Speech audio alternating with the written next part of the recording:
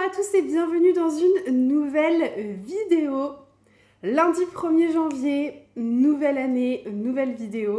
Avant toute chose, je profite de cette vidéo pour vous souhaiter une excellente année 2024. Je vous souhaite une très bonne santé, c'est très important la santé. Et je vous souhaite surtout de profiter de vos proches, des bons moments et surtout d'être heureux. Pour cette nouvelle vidéo, j'ai décidé de vous filmer un petit peu le challenge On lit des graphiques. Challenge qui est organisé par Florence du compte Flow & Books et Angie du compte Madame Chachali.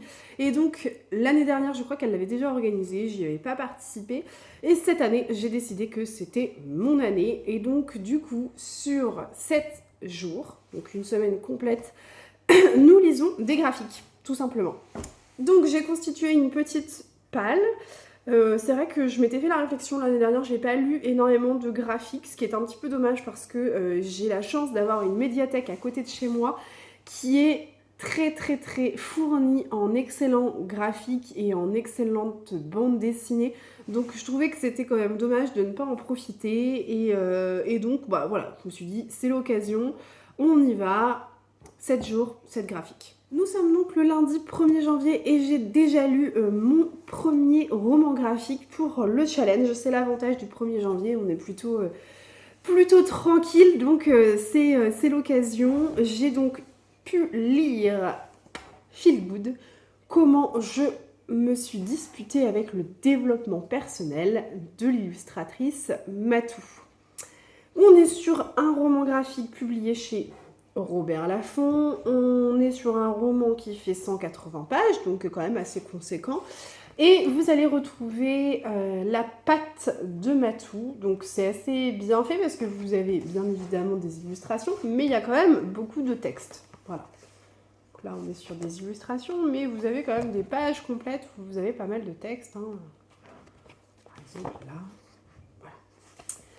Voilà. C'est donc un roman graphique dans lequel Matou reprend tous les concepts du développement personnel. Donc vous avez le body positivisme, vous avez...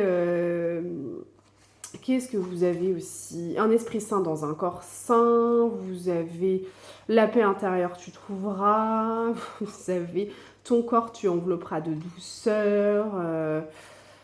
le principe du détox, de tout ce qui va être détox. Voilà, tout est repris et tout est catégorisé par petits chapitres. Et Matou nous explique ce qu'elle pense de tous ces petits concepts. Et écoutez, c'est extrêmement drôle. Très drôle, très bien fait et surtout terriblement déculpabilisant. Et ça, c'est vraiment la lecture parfaite pour un 1er janvier. Je vous assure que c'est génial. Donc... vous pouvez déjà le noter pour l'année prochaine, 1er janvier 2025, vous savez que Feel Good, c'est une excellente lecture pour commencer l'année. Donc vraiment, ouais, vraiment très bien. Alors effectivement, le bilan qu'elle en fait, sans spoiler hein, quand même, bon, bah, c'est que, parce que de toute façon elle le dit hein, dans le titre, c'est que le développement personnel, ce n'est pas forcément pour elle. Et franchement, comme je vous le dis, ça fait du bien d'entendre ce que Matou pense du développement personnel parce que c'est vrai que en cette époque des réseaux sociaux et de tout ça, on a parfois l'impression d'avoir énormément d'injonctions de la part de la société qu'il faudrait être la meilleure version de soi-même, ce genre de choses. Et bah, y a des fois, voilà, on n'a pas envie d'être la meilleure version de nous-mêmes. On n'est pas en capacité d'être positif à longueur de temps. Voilà, il y a des fois, bah, on a des coups de mou et les coups de mou, bah, ça fait du bien aussi. Donc voilà. C'est un très bon roman graphique que je vous recommande. Matou, je l'avais découvert cette année, enfin l'année dernière du coup en 2023, avec son roman graphique Peur bleue. Je crois que c'était le premier roman graphique que je lisais d'elle. Et vraiment j'avais beaucoup aimé. Je trouve que c'est une personne qui met un peu sur le devant de la scène la normalité et ça fait vraiment du bien. Ça permet de prendre un peu de recul sur, encore une fois, toute cette époque où les réseaux sociaux nous infligent beaucoup d'injonctions et ça fait du bien de prendre du recul par rapport à tout ça. Donc, Feel Good, notez-le pour l'année prochaine. Hello, on est jeudi 4 janvier et j'ai pris un petit peu de retard dans le challenge, mais je suis en train de le rattraper petit à petit. Du coup, mardi, j'ai lu quand même un roman graphique qui était sur un air de fado, qui est édité chez Dargo, et donc je vous montre un peu les planches.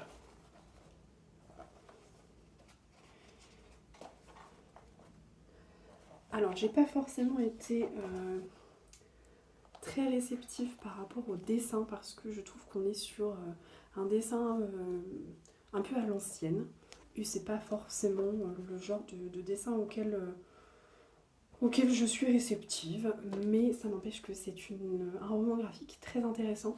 Je vous lis la 4e de couve. Lisbonne, été 1968. Depuis 40 ans, le Portugal vit sous la dictature de Salazar. Mais pour celui qui décide de fermer les yeux, la douceur de vivre est possible sur les bords du Tage.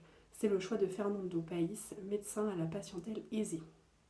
Tournant la page d'une jeunesse militaire mouvementée, le quadragénaire a décidé de mettre de la légèreté dans sa vie et de la frivolité dans ses amours. Un jour où il rend visite à un patient au siège de la police politique, Fernando prend la défense d'un gamin venu narguer l'agent en faction. Mais entre le flic et le médecin, le gosse ne fait pas de distinguo, et si le révolutionnaire en culotte courte avait vu juste, si la légèreté de Fernando était coupable. Voilà. Donc, vous l'aurez compris, c'est sur la dictature de Salazar au Portugal, donc c'est relativement triste, c'est assez sombre comme histoire, mais c'est très bien fait, très bien mis en scène, et on apprend un petit peu plus sur cette dictature que moi personnellement je ne connaissais pas plus que ça, donc c'était l'occasion. Donc bonne petite lecture pour ma part. Hello, je vous retrouve pour parler roman graphique. Nous sommes le samedi 5 janvier et j'ai définitivement pris du retard dans le challenge. Donc on est samedi, j'aurais dû vous présenter 6 romans graphiques au total. Bon, finalement je vous en présente 2 aujourd'hui, donc ça fera un total de 4. J'espère pouvoir en lire un autre demain. Mais je ne vous garantis rien, on verra bien. Premier roman graphique que j'ai pu lire cette semaine, c'est le Baume du Tigre de Lucie Kemener et publié chez Delcourt Mirage. Roman graphique que j'avais hâte de lire parce que j'en ai beaucoup entendu parler. C'est un roman graphique que j'ai emprunté à la médiathèque et la bibliothécaire m'en a fait une chronique dithyrambique, donc j'avais vraiment très envie d'en savoir un peu plus sur ce roman graphique.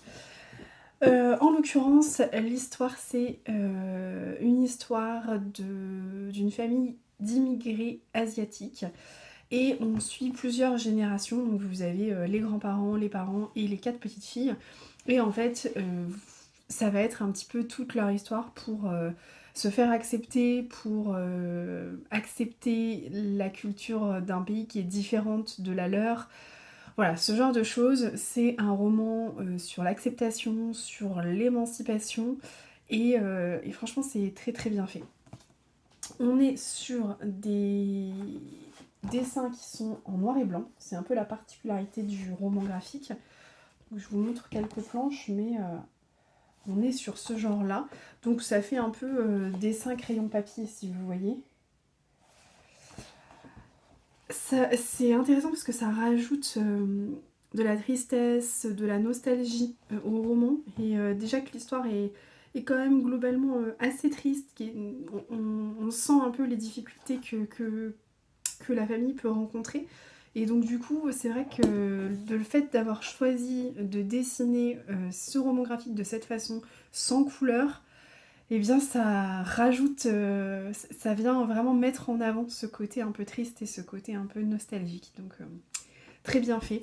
C'est un roman graphique que je ne vous conseille pas forcément de lire quand vous êtes pas très en forme, voilà, parce que c'est pas vraiment quelque chose encore une fois, de très joyeux, mais c'est très bien dessiné, très bien raconté, très bien fait. Vous avez des flashbacks sur des épisodes qui ont pu se passer selon les différentes générations, et du coup ça aborde beaucoup de sujets.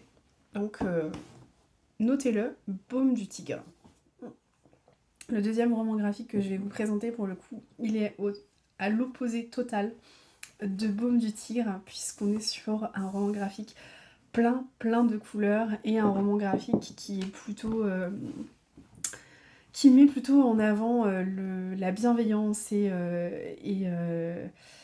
l'entraide. Donc vraiment, c'est un très beau roman graphique. C'est donc La Saison des Monarques qui vient de sortir, hein, il est tout juste sorti. Publié chez First Edition.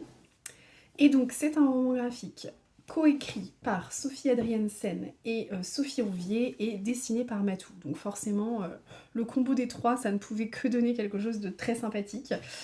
C'est un roman graphique plein de couleurs qui parle de Alba. Alba, c'est une jeune femme qui se débat un petit peu avec tous ses doutes. Elle vient d'acheter une maison, de retaper une maison avec son compagnon et ils viennent d'emménager et lui décide de se barrer. Voilà, donc il la laisse en plan avec la maison sur les bras et donc elle se retrouve toute seule dans cette maison sans rien comprendre. C'est le début de l'été et ce jour-là débarque une jeune femme qui va avoir 18 ans qui s'appelle Suzanne. Et Suzanne sonne à sa porte. Et elle lui explique, je vais pas vous le dire parce qu'on le met pas dans la 4e de couvre, mais en gros elle lui explique qu'elle a fugué, et elle a fugué pour certaines raisons. Vous les apprendrez, enfin vous les connaîtrez si vous décidez de lire la saison des Monarques, je vais y arriver.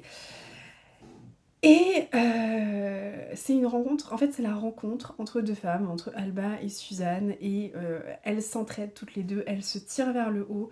On est sur un roman plein de bienveillance, plein de poésie, et tout tourne un petit peu autour des monarques, donc ces fameux papillons que vous voyez un petit peu partout, et c'est très très beau, franchement. Donc je vous montre les planches. Mais vous allez voir que on reconnaît la patte de Matou, quand même, globalement. Donc là, comme vous voyez, on est plutôt sur des planches très colorées. Rien à voir avec Baume du Tigre. Et franchement, ouais, moi j'ai eu un petit coup de cœur pour La Saison des Monarques parce que c'est très beau et ça donne vraiment un message d'espoir, ça donne un message de bienveillance. Et ça fait du bien en ce début d'année. Donc La Saison des Monarques, notez-le aussi parce que ça n'a rien à voir avec Baume du Tigre. Comme je vous disais, c'est totalement à l'opposé. Mais les messages qui sont véhiculés dans ce roman graphique sont vraiment très beaux. Un rapide coucou pour venir clore cette vidéo. Malheureusement, il n'y aura pas d'autres avis sur des romans graphiques. Je vous avais dit 7 jours, 7 graphiques. Et en fait, finalement, bon... C'était un petit peu ambitieux, on était sur une semaine de reprise avec un enfant malade, donc finalement 4 sur 7, c'est déjà pas mal, je trouve. J'avais quand même prévu à la base de lire ce roman graphique, je sais pas si vous allez bien le voir, Le Monde sans fin, qui est publié chez Dargaud, que vous voyez ici, qui est un gros roman graphique, il est très épais et très très grand. Je sais pas si vous le voyez, mais très grand. Et bon, je vais quand même le lire, ça c'est sûr, je ne sais pas quand, mais je vais le lire. C'est un roman graphique sur les réflexions par rapport à l'environnement, par rapport à l'écologie, par rapport à la fin du monde, voilà, tout ça. Donc c'est un roman graphique qui est quand même pas hyper joyeux, faut le dire.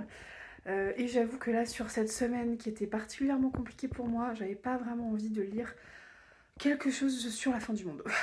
J'avais envie d'un truc un peu plus joyeux. Et donc ce roman graphique, j'ai passé mon tour, je l'ai donc mis en stand-by pour l'instant et je le lirai prochainement, je pense. Si vous l'avez déjà lu, n'hésitez pas à me dire ce que vous en avez pensé. J'espère que cette vidéo vous aura plu, que vous aurez noté quelques titres de romans graphiques parmi les 4 que je vous ai présentés. Si vous en avez à me partager, n'hésitez pas. Je suis toujours preneuse de vos recommandations et de vos suggestions, surtout au niveau roman graphique, puisque c'est un genre que je lis moins que les livres de littérature contemporaine ou classique. Donc n'hésitez pas à me conseiller certains titres de romans graphiques. Sur ce, je vous souhaite une très belle semaine et je vous dis à très bientôt pour une nouvelle vidéo. Allez, ciao!